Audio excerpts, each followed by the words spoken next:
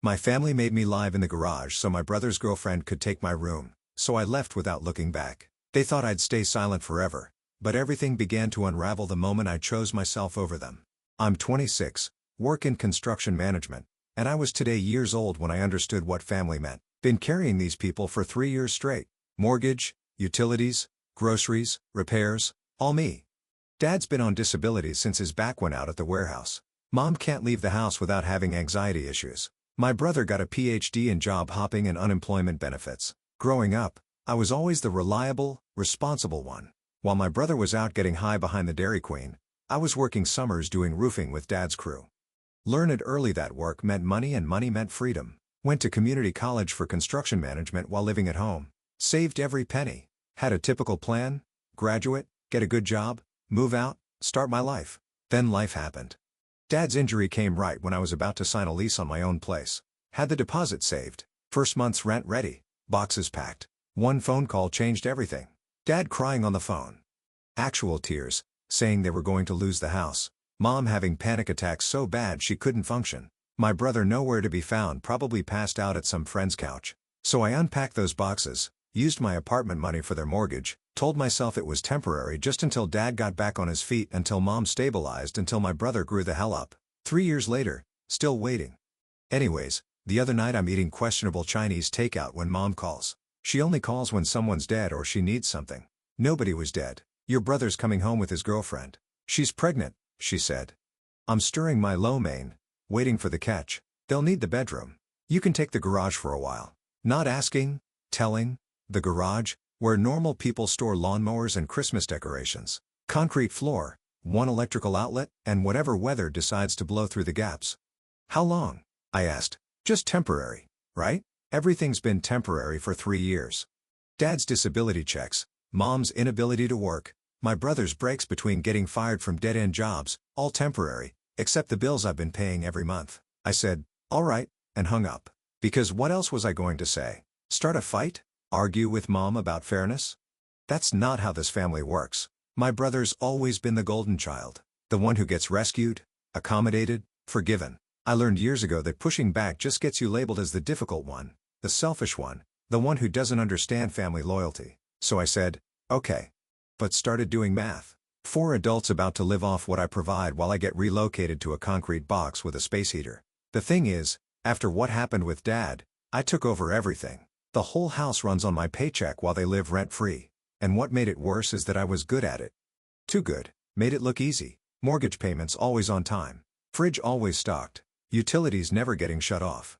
They forgot what struggle felt like because I absorbed all of it. Became their human shock absorber for every financial hit. Now I'm about to lose my bedroom because my brother couldn't figure out birth control. 26 years old, decent money, about to sleep in a garage because family planning apparently means planning to be someone else's problem. That night, I sat in my room, soon to be their room, and really looked around. Furniture I bought, computer setup I need for work, bathroom I renovated myself on weekends, all about to become property of my unemployed brother and whatever her name is. Started calling her Princess in my head, never bothered learning her actual name. So I started browsing apartments online. Just looking, I told myself, but something had shifted. This wasn't about a bedroom anymore. This was about 3 years of being treated like a resource instead of a person. Afternoon, they roll up. My brother shows up with Princess and their entire life packed into 2 garbage bags. Dude doesn't own a proper suitcase, but thinks he's ready for fatherhood. She's maybe 22. Has that entitled look young girls get when they think pregnancy makes them special?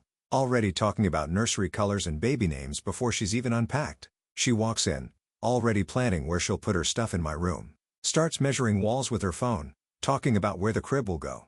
My brother settles on the couch, talking about how grateful they are. Like showing up is some kind of achievement. This is perfect, Princess says, standing in my bedroom doorway. The natural light is amazing for the baby. My natural light in my bedroom for their baby. I didn't talk to them. Just grabbed my essentials and moved to the garage. Left everything else in the room except my gaming setup. Let them think they hit the jackpot. They'd learn soon enough what stuff costs when you can't maintain it. The garage was exactly what you'd expect. Concrete floor, no insulation, one outlet that probably violates building codes. Ancient couch that's probably hosting its own ecosystem. Window that doesn't close, so whatever weather feels like visiting becomes my weather too. Set up my sleeping bag on that diseased couch, plugged in the space heater that sounds like it's dying, and sat there in the dark, listening to them upstairs moving my stuff around, getting comfortable in my space, watching my TV on my Netflix account. Could hear his girlfriend squealing about the walk-in closet. The walk-in closet I built last year, expanding what used to be a regular closet. Spent 3 weekends framing it out, hanging drywall, installing shelves for myself. Now it's storage for maternity clothes from Walmart. That's when it hit me. This wasn't temporary for them. They'd found their newest mark, their latest solution to avoiding real life, and I'd been enabling it for 3 years. Hell no. Started making real plans that night, browsing apartments and calculating exactly what it would take to extract myself. Bank accounts they didn't know about, automatic payments I could stop, utilities in my name that could disappear. Week 1 was subtle. They were still riding high on their new setup. Didn't notice the changes. I stopped being helpful. When you've been everyone's go-to problem solver for 3 years, that's actually radical. Monday morning, Princess approaches me heading to work. The coffee maker's not working right. I look at her. Look at the coffee maker. Look back at her. Said nothing. Walk out. All I was thinking about who told her I'm the one who fixed things in this house to directly approach me like that. I'd spend 10 minutes diagnosing the problem, cleaning the mineral deposits, explaining how to maintain it, but not anymore. She can figure out why the water tastes like or drink instant coffee. Not my problem. Tuesday, Mom mentions the kitchen faucet dripping. I'm reading news on my phone at the table. She mentions it again, louder, thinking I didn't hear. I heard, just don't care anymore. That faucet's been dripping for 2 weeks. Used to drive me crazy, so I'd fix it immediately. New washers, tighten the packing nut, done in 5 minutes. Now it can drip until the basement floods for all I care. That day, I spent my lunch break looking at apartments online. Everything decent was way out of my price range when I'm supporting 4 people. Studio apartments going for what I used to think was reasonable rent back when I only had to worry about myself. Made me realize how deep in the hole I really was. I went back home and found my brother's car held together by rust and prayer, started making grinding noises in the driveway. He's standing there, hood up, staring at the engine, waiting for divine intervention. Any idea what that sound is? Expensive, I said. He laughs, waiting for me to come diagnose it, fix it for free. That's how it always worked. His car breaks down. He'd call me over to spend my Saturday under the hood with my tools solving his problems. Now he doesn't even need to call. I'm right here. I walk past him into the garage, leaving him still standing there, still waiting. Friday was the crown jewel. Washing machine died mid-cycle. Just stopped. Water sitting there, clothes floating. Princess tries again. Finds me in the garage doing push-ups because what else is there to do in a concrete box? The washer's broken. Yep, it's full of water and clothes. Sounds right. Can you nope? She's staring at me, waiting for the old script where I jump up, grab tools, spend my Friday night fixing their problems. Probably a bad pump or clogged drain line. $40 part, 2 hours of work. That guy's dead. I killed him myself. What are we supposed to do? She asked. I knew that my mom told her to ask me, adult things. Figure it out, I said. They ended up calling a repair guy who charged them $200 to install the same part I would have done for cost. Princess complained about the expense while wearing my old bedroom slippers, sitting in my chair in my room. Week 2. The house starts showing real neglect. Amazing how fast things fall apart when you stop maintaining them. The dripping faucet becomes a stream. Toilet runs constantly. That water bill is going to be fun. Space heater in the garage dies completely, leaving me with just my sleeping bag and whatever warmth anger provides. My brother noticed the shift. He tried bonding over coffee one night. His treat, he says, like a latte makes up for stealing my bedroom. We sit on the back porch, him trying to make conversation about work, sports, anything normal. What's your deal lately? He asked. No deal. You seem different. I'm exactly the same, just not your maintenance guy. Come on, man. We're family. Family. That's what people say when they want free. I said bluntly, knowing that 100% he won't get offended because he's not self-aware. He gets quiet processing that. I know you've been helping us out. Helping out? I laugh. That's what you call it? Helping out like I occasionally chip in $20 for pizza? You know what I mean. I know exactly what you mean. You mean I've been paying for your entire existence while you contribute nothing, and somehow that's just helping out. We drink in silence until he gives up and goes back inside, back to my room, back to his pregnant girlfriend and his rent-free life. Week 3, things get interesting. Water heater starts making horror movie sounds. Mom corners me in the kitchen Saturday morning. The hot water's not working. I pour coffee. Say nothing. Did you hear me? She said, yep. Are you going to look at it? Nope. Why not? Because I'm not the super. I'm a tenant. A garage tenant. She looks hurt talking about how we're all struggling here. You're struggling? I'm just living in a garage. The water heater's probably got sediment built up. Needs flushing or maybe a new heating element. $100 job if you know what you're doing, but I'm done knowing what I'm doing for other people's problems. Dad tries the masculine approach that night. Catches me coming back from the gym. Yeah, I joined a gym. Needed somewhere to shower with actual hot water. We need to talk, son. Okay. You're changing. I know it's a bit stressful, but your brother needs help. We're family. I've been helping 3 years. Mortgage, utilities, groceries, repairs, everything. This is different, he said. You're right. This is me stopping. You can't just stop. Watch me. I walked away. He wanted to argue. But what's he going to say? That I'm obligated to fund their lives while sleeping in a garage? That it's normal for one person to carry 4 adults indefinitely? He knows he's got nothing. The house felt different. Tension everywhere except the garage. My concrete palace is peaceful. Cold as hell, but peaceful. At least no one asked me for anything out here. No one expects miracles. No one takes my silence as agreement to fix their latest crisis. Upstairs, they're realizing what they lost. Things breaking without their free maintenance guy. Bills coming due without their automatic payment system. 4 adults trying to live off 2 disability checks and whatever spare change my brother makes between jobs. I knew that they were spiraling because I heard Mom and my brother talking in the kitchen. Their voices carried down here because this place has the insulation of a cardboard box. He's been acting weird lately, my brother's saying. Real attitude problem. I've noticed, Mom replies. Ever since we asked him to take the garage temporarily. You'd think we were asking him to sleep outside. Right? It's not like we're kicking him out, just making room for the baby. Some people just can't handle change. Always been difficult about things not going his way, Mom said. I'm listening to this conversation about my attitude problem while sitting on a moldy couch wearing a jacket because there's no heat. The attitude problem of the guy who's been paying their mortgage for 3 years. Next morning, Mom corners me in the kitchen before work. I'm grabbing coffee trying to get out the door when she blocks my path. We need to talk about your attitude lately. My attitude? What, Mom? Am I a teenager? You should be grateful we let you stay at all, she continues. Always making things difficult. It's a couple of nights in the garage. Stop being selfish. I'm holding my coffee mug, looking at this woman who hasn't paid a bill in 3 years, telling me to be grateful for sleeping in an unheated garage in the house I keep running. The golden child gets my room and I should be grateful for concrete and mold. You're right, I say. I should be grateful. After they knew there's no other option but to handle there, I started noticing them rationing things. Cheaper toilet paper, generic cereal, lights getting turned off when they leave rooms. During that time, I moved my tools to a storage unit across town. Started buying groceries just for me, keeping them in a cooler in the garage, set up mail forwarding to a P.O. box, scheduled utility disconnections for month's end, and finally signed a lease on a 1-bedroom across town. Nice place, 2nd floor, actual heating. Bathroom that's mine alone. Balcony overlooking the park. Crazy how appealing basic dignity becomes when you've been sleeping in a garage. The apartment hunt was honestly therapeutic. Every place I looked at, I thought about what it would cost to maintain just for myself. Utilities for 1 person, groceries for 1 person. Cable bills split 0 ways. The math was beautiful. What I'd been spending on 4 people would let me live comfortably alone with money left over. The house was collapsing systematically. Water heater died completely. No hot water for anyone. Toilets still running, wasting hundreds of gallons daily. Kitchen faucets started flooding the basement every few days. Surprisingly, my brother found a job at a grocery store, but he lasted 11 days before getting fired for calling in sick 3 times. Princess was getting bigger, more demanding, more expensive. Started having cravings that required immediate attention and my gas money. We need pickles and ice cream, she'd announce at 9 p.m. I told her, sounds like a you problem. But I'm pregnant, not my kid. He's your nephew.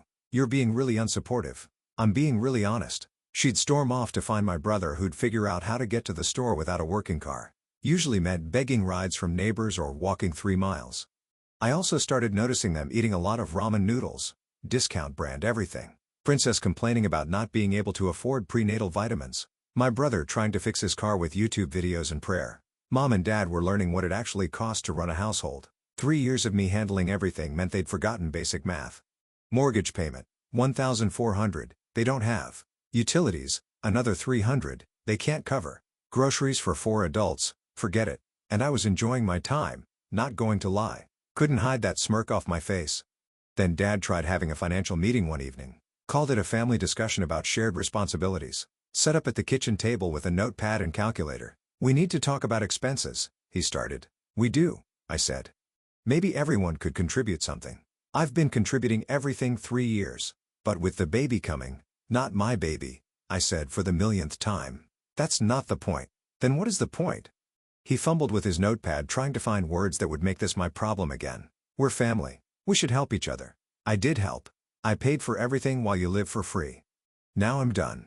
You can't just abandon us. I'm not abandoning anyone. I'm sleeping in a garage. You abandoned me first. Princess perked up from the couch. We never asked you to pay for everything. I turned to look at her. Really look at her. You never asked because you never had to. It just happened. And once it started happening, you made sure it kept happening. That's not fair, she said. Fair? You're sitting in my chair in my room wearing my bathrobe complaining about expenses in a house I pay for. Let's talk about fair. Mom started crying. I don't know why exactly. Princess huffed upstairs. My brother just sat there probably doing the math on how many packs of cigarettes he could buy if he skipped out on the bills. That's when Dad pulled out a piece of paper. I've been running numbers. If we all contribute equally, Dad, stop, I said. Just hear me out. If we split everything 4 ways, I said. Stop. It would only be about 600 each, he continued. I was done with that. I cut him off. Dad, look around. Look at this house. Look at your unemployed son and his pregnant girlfriend. Look at your wife who can't work. Look at yourself on disability. Where exactly is 600 times 4 supposed to come from? And let me tell you, the silence was beautiful. Pure mathematics cutting through 3 years of delusion. After that life-changing meeting, I kept moving stuff out piece by piece. Nothing obvious. Nothing they'd notice. Important documents. Valuable tools. Anything I actually needed. Left the furniture. Left the TV. Left anything they'd grown dependent on. Started working overtime. Banking every penny. Not because I needed it. Supporting one person is easy when you've been supporting 4. But I wanted options. Wanted to walk away clean. Wanted to be able to disappear completely if necessary. The morning I planned to leave for good, I stopped by early to grab the last of my things. That's when I saw something that changed everything. A college kid, maybe 20, standing in the driveway with my brother. They were walking toward the garage, my brother gesturing around like he was showing off premium real estate. I parked down the street and watched. My brother's giving this kid the full tour of my garage, pointing out the electrical outlet as a premium feature, showing off the concrete floor, even demonstrating the broken space heater that left me freezing for weeks. Rustic living space, I heard him say. Perfect for a student budget. Kid was nodding, taking pictures with his phone, looking interested. My brother's got that salesman smile he uses when he's conning someone. Same smile he used borrowing $2 from me 3 years ago for emergency car repairs that became a down payment on a jet ski he sold 2 months later. The kid was asking about parking, about access to the house, about whether utilities are included. My brother's answering like he owns the place, talking about shared kitchen privileges and laundry access, making promises with resources that aren't his. I walked over keeping it casual. What's happening here? Kid looked confused. My brother looked caught red-handed. Just showing him the space, he said. What space? The garage. For rent. I stared at him like, what the actual hell? This absolute piece of was trying to rent out my garage, the concrete box he'd sentenced me to. The space I'd been sleeping in while paying for his existence. How much you asking? $4.50 a month, utilities included, he said. $4.50 for a garage with no insulation, 1 outlet, and a broken space heater. The same garage that wasn't good enough for him and his pregnant girlfriend, but suddenly premium enough to charge rent. Kid was pulling out his phone, probably to Venmo a deposit. My brother was counting money in his head, planning what video games he'd buy with his new income stream. I obviously couldn't let this happen. I stood between them. Kid, walk away. This isn't legal, I said. What do you mean? He doesn't own this property. Can't rent what isn't his. But he says a lot of things. None of them true. You want a garage to live in? Find one that's actually for rent. The kid looked between us, realized he'd stepped into family drama, and left fast. Smart kid. My brother started sputtering about needing income for the baby and temporary arrangements. You kicked me out of my bedroom, put me in a garage. Now you're trying to rent that garage for profit? I said, it's not like that. Then what's it like? You're leaving anyway. How'd you know that? He shut up, realized he'd said too much. Someone had been going through my stuff, noticed things missing. Instead of asking me about it like a normal person, he decided to capitalize on it. I tried to calm myself down before I smashed his face. You went through my things? Mom noticed some stuff was gone. So you decided to rent out my current living space? It's not your space, he scoffed. I pay the mortgage on this house every month. 3 years. That doesn't mean it means everything. The beautiful part was his logic. The garage wasn't good enough for him and Princess. but it was good enough to rent to some college kid for profit. They needed my bedroom for their comfort, but my discomfort was a business opportunity. I left him standing there and went inside, found my parents in the kitchen, drinking coffee I paid for, in a house I'd kept running, discussing their day like everything was normal. "So your son's trying to rent out the garage?" I casually dropped it. Apparently, they had no freaking idea what their golden baby was doing. Mom looked confused. "Rented to who?" "Random college student. $4.50 a month for the space he stuck me in." Dad's face changed. He said, "What?" I told him. Same concrete box that wasn't good enough for his pregnant girlfriend is suddenly premium real estate when there's money involved. The truth hit them hard. They'd been so focused on accommodating my brother in his pregnancy situation that they'd forgotten who kept this house running. Now their unemployed son was trying to profit off space belonging to the person paying for everything. Dad's eyes went wide as he calculated what losing me would actually mean. No mortgage payments, no utilities, no safety net. They had nothing saved, nowhere to go, no backup plan. That's Dad started then stopped. No good way to finish that sentence. Entrepreneurial? I suggested. Creative problem solving? Innovative revenue generation? That idiot's trying to illegally rent out your property. He said, the words coming out strangled. If you call the cops or a lawyer. He didn't finish the sentence, but I could see him spiraling. 3 years of letting me carry them. And now his unemployed son was actively committing fraud that could land them all in legal trouble while simultaneously sabotaging the one person keeping them off the street. "Where is he?" Dad asked. "Driveway, probably posting the listing online already." Mom was shaking her head. "He wouldn't." "He would." "He did." "He is." Dad stood up, and for the first time in months, I saw actual anger on his face, and not at me, at the situation, at my brother, at himself for letting it get this far. "This is your house. You pay for it." He trailed off, looking for words that wouldn't make them sound completely parasitic. "Taking advantage. The phrase you're looking for is taking advantage," I said. Mom started crying again, but these weren't manipulation tears. These were realization tears. The kind that come when you see yourself clearly and don't like the view. "We didn't mean for it to get like this. Nobody ever means for it to get like this. But here we are. We thought it was temporary. We thought we'd get back on our feet. When? It's been 3 years. When exactly were you planning to get back on your feet?" They all shut up because there was no plan. There never had been a plan. They just found a solution that worked for them and decided it was permanent. Dad headed for the door. "I'll handle this." "No." I stopped him. "I'll handle it. I handle everything else around here." I walked back outside to find my brother still in the driveway, now on his phone. Probably looking up tenant rights or something, trying to figure out how to make this work. Maybe calling other college kids, seeing if he could get a bidding war going for my concrete palace. "Off the property," I said. "What?" He was caught off guard. "Get off my property now. You can't just." "I can. I do. I am." Dad and Mom had followed me out. Princess appeared in the doorway drawn by the commotion. The whole family gathered for the final show. "This is insane," my brother said, looking at my parents for backup. "You're seriously kicking me out over this?" "I'm not kicking you out yet, but you're not renting my garage to anyone. It's not your garage. Everything here is mine. The house, the garage, the food in the fridge, the electricity you're using to charge that phone, all mine, paid for by me, your guests." Princess decided to chime in from the doorway. "We have rights. You have nothing. No lease, no rental agreement, no rights. You're here because I allow it. You can't evict a pregnant woman." Her voice cracked. "I'm not evicting anyone. I'm preventing your boyfriend from illegally subletting space he doesn't own." Dad finally spoke up. "She's right about the ownership. This is his house." My brother looked betrayed. "You're taking his side?" He shouted at my dad. "There's no sides. There's just facts. He pays for everything. We contribute nothing. Now you're trying to profit off his generosity. It's not like that." "Then explain it. Explain how renting out my sleeping space for profit while I pay for your life isn't exactly that." My brother started stammering about responsibility and contributing to household expenses and trying to help. All bullshit. He saw an opportunity to make money off my misery and took it. "Here's what really happened," I said. "You found out I'm leaving. Instead of asking why or trying to fix the situation, you decided to monetize my replacement. Rent out the garage to someone else. Pocket the money. Keep living for free." "That's not." I cut him off. "That's exactly. You were planning to collect rent from some college kid while still not contributing anything to actual expenses. The garage makes money, but the mortgage still gets paid by magic." Silence. Even Princess had nothing to say. I watched them all standing there hopeless. No management skills. No brain cells. "3 options," I said. "You ready?" Everyone nodded. "Option 1. You want to stay? Fine. Market rate rent, utilities, Groceries? Everything gets split 4 ways equally every month. We can't afford. Option 2, 60 days to find other arrangements. I'll even help with moving costs. Clean break. No hard feelings. 60 days isn't enough. The girlfriend tried to argue. I cut her off. Option 3, I'll leave tonight.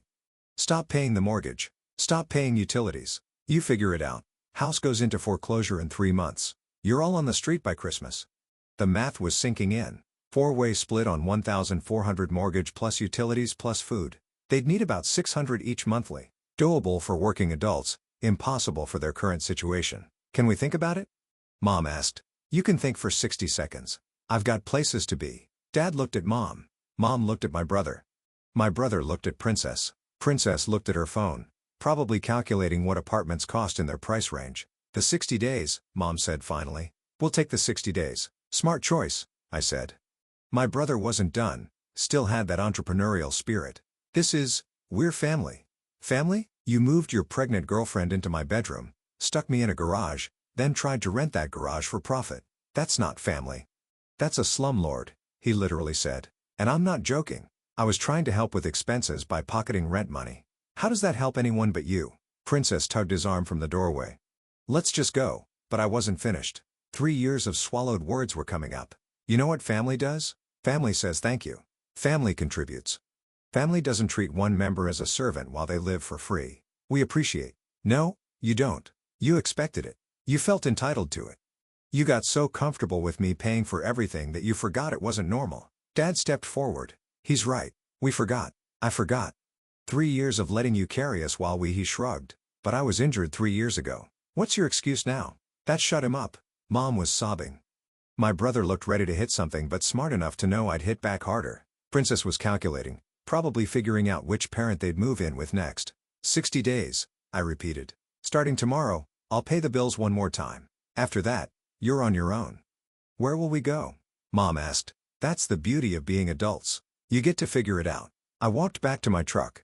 Done with the conversation, done with the drama, done with being their solution. But my brother had one more shot to take. You're going to regret this. When the baby comes, when we need help, you're going to regret burning this bridge. I turned back one last time. I didn't burn anything.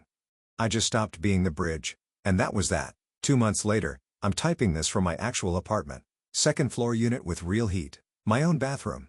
Bedroom with a door that locks. Balcony overlooking the park where I drink coffee every morning without anyone asking me to fix anything. The luxury of basic privacy hits different when you've been sleeping in a garage. The family found a place, 2-bedroom duplex across town, rents about $900 split 4 ways, manageable when everyone contributes. My brother's working nights at a warehouse. Same kind of job Dad had before his back went out. Turns out he's capable of holding employment when his survival depends on it. Funny how motivation works. Princess had the baby. Healthy kid. 10 fingers, 10 toes, 0 chance of me babysitting. They named him after our grandfather, probably hoping to score family points. Mom got part-time work at a craft store. Turns out her anxiety is manageable when staying home isn't an option. Dad's doing consulting work from home, using skills he'd forgotten when someone else was paying bills. They're struggling. Of course, they are. That's what happens when you suddenly have to adult after a 3-year vacation. But they're managing, surviving, learning what things actually cost when you have to pay for them yourself. Got a text from my brother last week. Rent's due tomorrow and we're short $40. I didn't respond. Not my problem anymore. Mom calls monthly with updates I don't ask for. How the baby's doing, what new words he's learning, how they're managing their budget. She always sounds surprised that they're making it work. Like the idea of paying their own way with some impossible concept. Dad texts occasionally about home repair questions. Random stuff, leaky faucet, squeaky door, furnace making noises. I answer sometimes if I'm feeling generous. Usually, I just send YouTube links. The house got sold. I couldn't afford it alone. Didn't want to anyway. Too many memories of being treated as an ATM with a tool belt. Bank took their cut. Realtor got theirs. We split what was left. Wasn't much after mortgage and fees, but it was closure. I also bought my motorcycle with part of that money. Used the rest to furnish my apartment exactly how I wanted it. No compromises, no group decisions, no considering anyone else's needs. Pure selfishness felt incredible after 3 years of pure selflessness. My brother tried reconciling last month, showed up at my apartment with takeout and an apology. I let him in, grabbed some plates, listened to his speech about family and mistakes and second chances. He claimed he finally understood what they'd done to me, how they treated me. I told him he understood that he had to work now, which was different from actually getting it. His apology was noted and acknowledged, but understanding comes from experience, not necessity. He talked about how hard it's been adjusting to actual responsibility, paying bills, budgeting, making choices between wants and needs, all the things I'd been handling for them while they lived in Fantasyland. He asked if we were done, if there was no more family, and that he needs an uncle for his son. I explained that we were still family, but family didn't mean what he thought it meant.